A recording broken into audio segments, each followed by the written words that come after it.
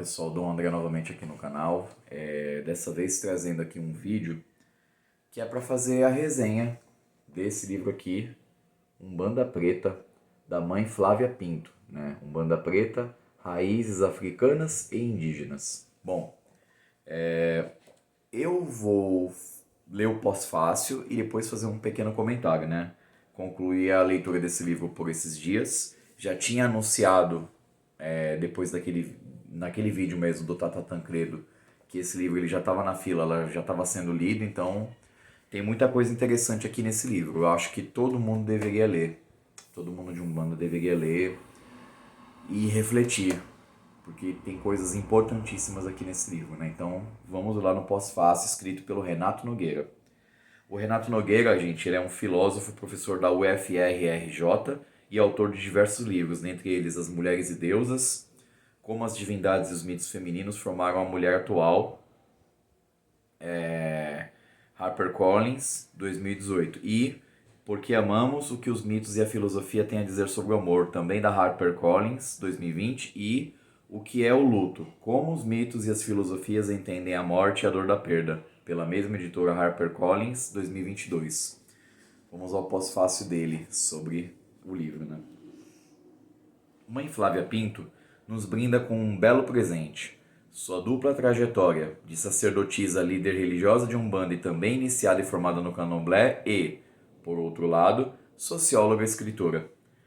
O que torna esse livro bastante especial é que Umbanda Preta, Raízes Africanas e Indígenas, está no percurso contracolonial.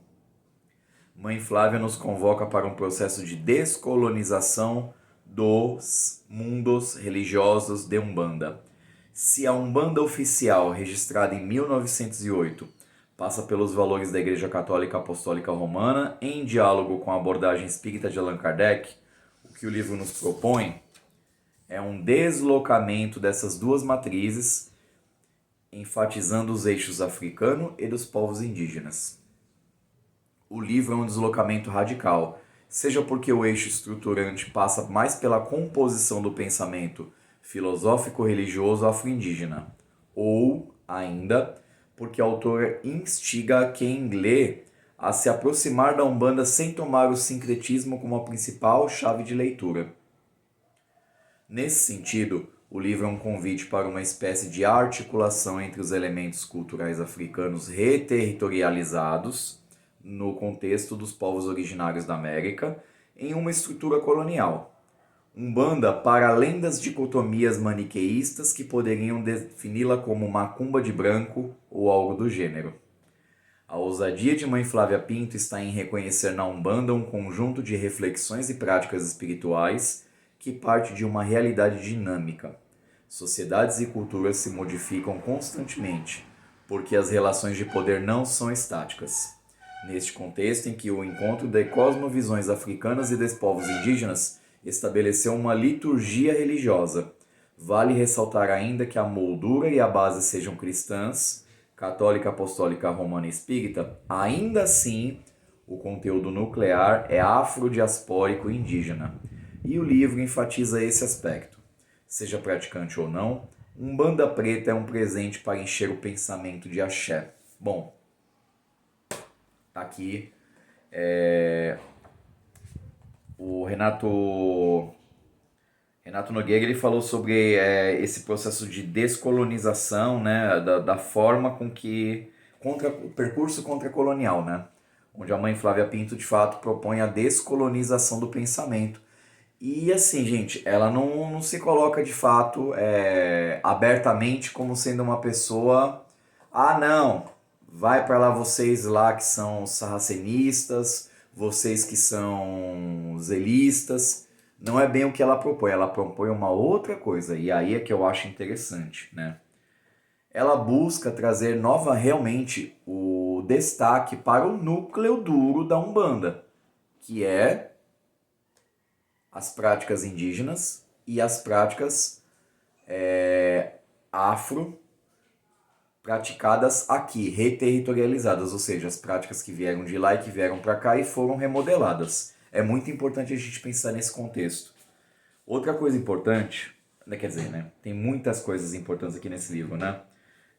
Pegando aqui o sumário, a gente tem aqui a apresentação, tem o prefácio escrito por Shumai Achia, tem origem da Umbanda, caboclos e pretos velhos ancestrais, legalização de terreiros, ética religiosa sacerdotal, gestão e sustentabilidade do terreiro, medicina tradicional indígena e africana, descolonização do pensamento brasileiro, direitos humanos no terreiro, o corpo nas culturas ancestrais e no terreiro, assuntos do terreiro, rituais de Umbanda, ações sociais nas comunidades de terreiro, pós-fácil e as referências bibliográficas.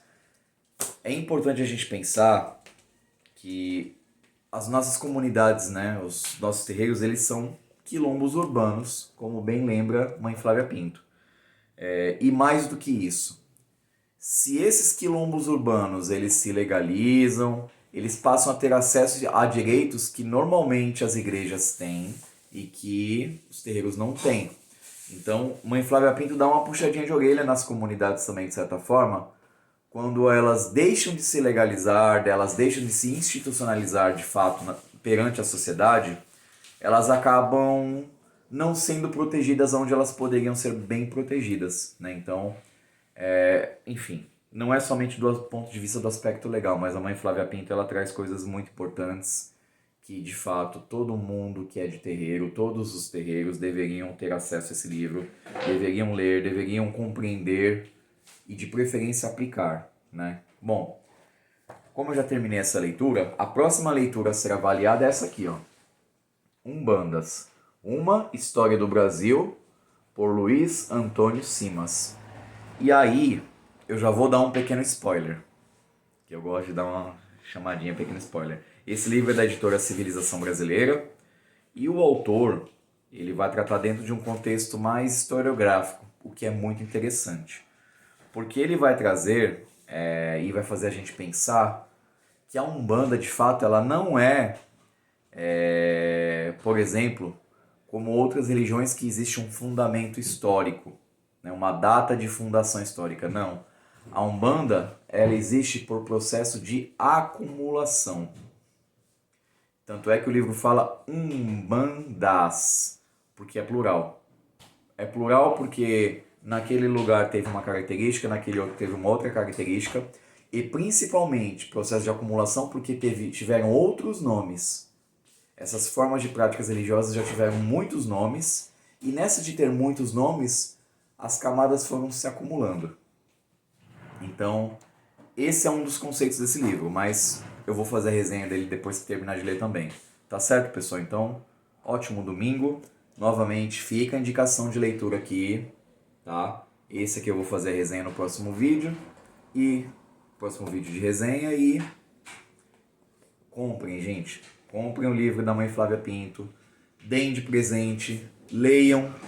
E principalmente, se vocês conseguirem ajudar a aplicar em algum terreiro algum desses conceitos que são colocados aqui, como sustentabilidade, enfim, a gente vai conseguir progredir, a gente vai conseguir avançar. E aí sim a gente vai poder falar que está levando ao mundo inteiro a bandeira de Oxalá. Saravá a todos e um ótimo domingo.